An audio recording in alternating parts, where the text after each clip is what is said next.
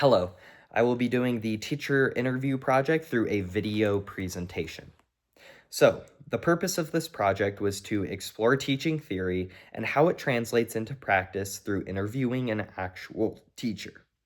So, the teacher I used for this project was Dr. Lodine from the English department here at MSUB.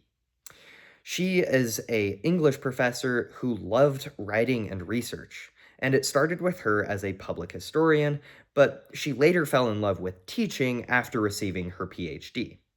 So, her inspiration, I quoted it here, quote, "I am inspired by the relationships I've developed with students and the new things I learn from their readings of literary texts." So, now that we have a background of Dr. Lodine, the three elements that stood out to me as a future English educator during the interview were: one, her primary teaching philosophy; two, her ideas to engage students in critical thinking; and three, her behavioralist method in the classroom. How does she engage students? To start, her philosophy of teaching revolved around three main goals: writing for an audience, research and close reading to develop arguments, and using cultural and historical texts to extrapolate on contemporary ideas.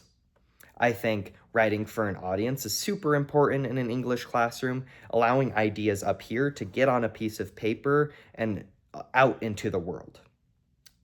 Writing to develop arguments is also super crucial. Not only is getting ideas on paper important, but being able to argue a point is super important in English education and extrapolates into a bunch of different jobs and workplaces. So I think that's super important in my own teaching philosophy, is allowing students and building them up to be able to argue and debate and get their ideas across.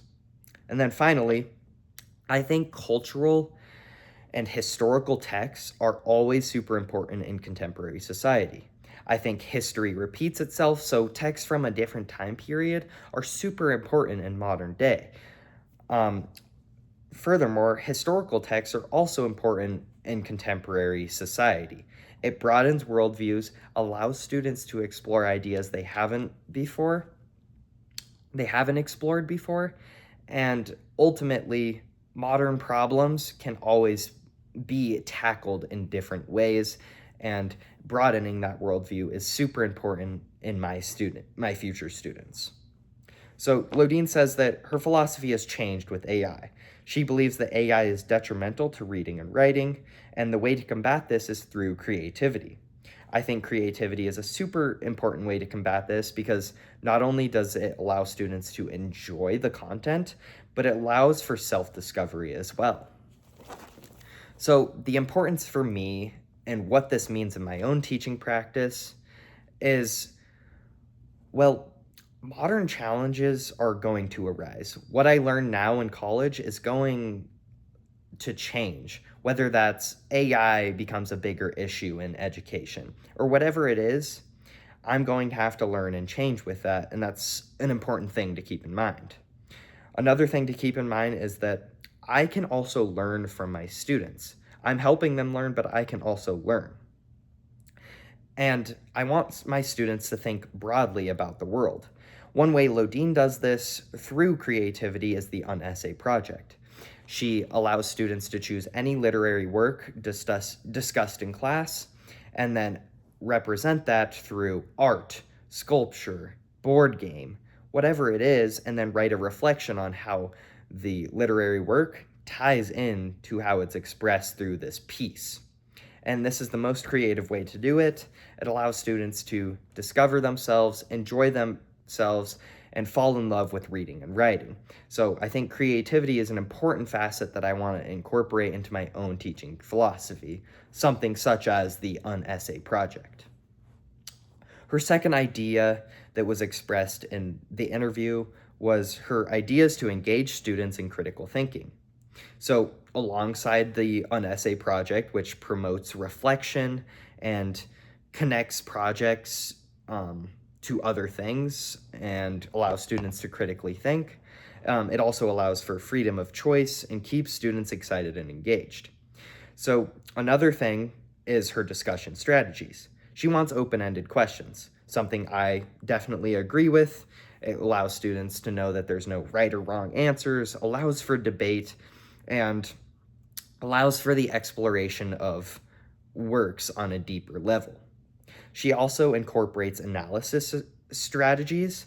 So she has close reading assignments that look at language, sound, devices, and sometimes she'll walk through pieces line by line to allow students to think, have different ideas, and show that literature is about broadening worldviews, broadening ideas, and ultimately coming to different conclusions that aren't always right and wrong. So I think that's super important. It creates creativity, and creativity and this critical analysis go hand in hand. The next and final thing that I explored within this interview is her behavioralist theory and classroom expectations. She expects students to read before class, and the way she ensures this is she randomly calls on students to ensure they've read before class. Beyond ensuring this, randomly calling on students allows everyone to speak. If she sets this as a precedent in the classroom, it makes students not surprised when they get called on, even though their hand's not raised. It ensures one student doesn't take over conversation, allows for an array of ideas, and also integrates the quiet students' ideas. So I think randomly calling on students is a super important thing that I want to incorporate in my own philosophy to widen worldviews, expand on this creativity idea, which was discussed in the interview. She also validates contributions. She says that it's important in an English classroom to keep things open-ended.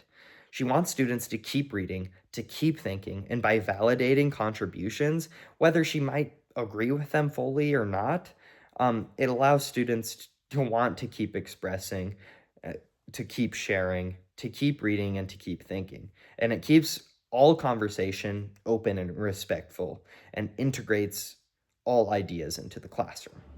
I think this is important for me because this is something I want to do in my own teaching. It showed me that calling on students who don't even have their hands raised, but setting that precedent allows for an array of ideas to be explored, widening student worldviews, which is the ultimate goal of my teaching philosophy. So, what does this interview mean for myself as a teacher? Based off the interview, here are the ideas I find important as I pursue pedagogy. Number one, not all students can be reached, and if one student is reached, that is meaningful, and ultimately acceptance is the ideal. If I can get students to all want to be in my classroom, that's the goal. But if I don't reach them, understanding that one student reached is always a success. Number two, patience and persistence. Being patient in a classroom, whether that's with student sharing, validation, it all revolves around that idea. Number three, assigning creative projects like the essay project. It creates excitement in the classroom, allows students to want to critically engage and critically analyze literary texts. And finally, number four, keeping classroom discussion open-ended. Keeping classroom discussion open-ended revolves around the idea that there's no right or wrong. I want all students to be engaged, all students to think that their ideas matter, and that goes along, again, with the validation of student ideas. Me, as the teacher, I think it's a priority to validate their ideas.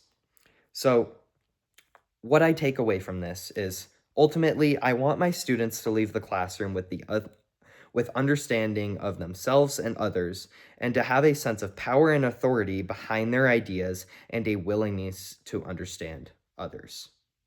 Thank you.